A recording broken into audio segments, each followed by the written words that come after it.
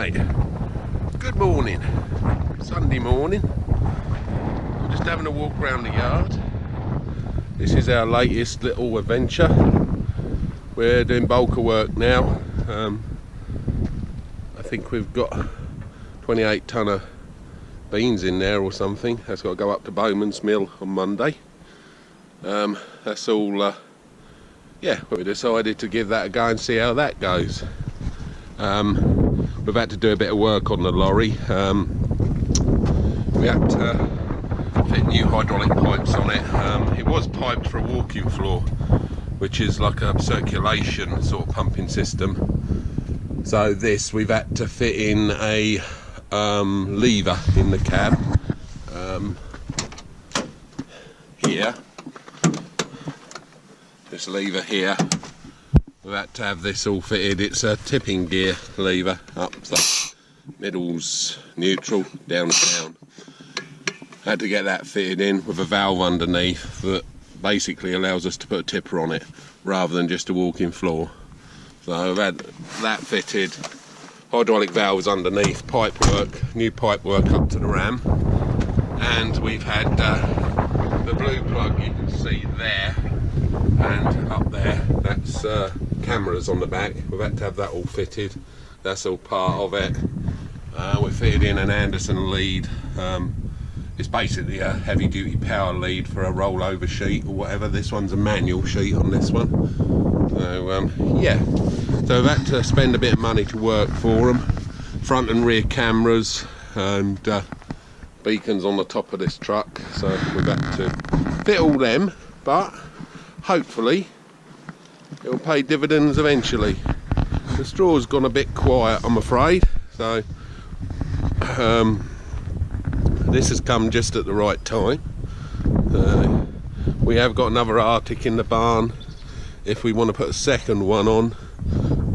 I don't know whether they'd want a second one, but you know, we'll see. We've got Frank stands here. I am not running him at the moment, but we are running the white wagon down there. We've been working through the machinery as well. We've had to put some machines outside because we've needed the sheds. We've got the cattle in ready to carb, we've got the sheep in ready to lamb, so we've got a bit of shortage of shed storage.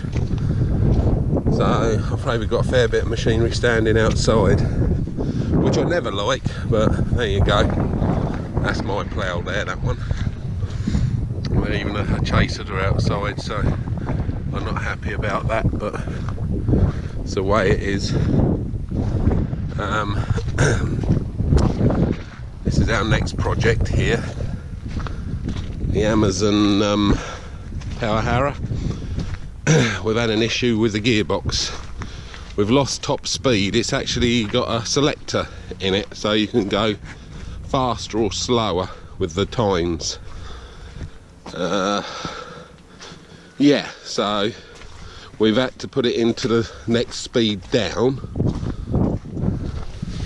This little jobby here, this lever here is the selector.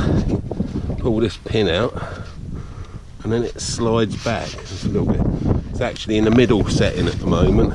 We normally have it in the front setting, but it's in the middle setting at the minute because when it's in the front it does nothing. So I think we're going to have to pull the gearbox out of there though, to get in there, because there's a plate on the top there that I would imagine we've got to get into. So, but this is the next project.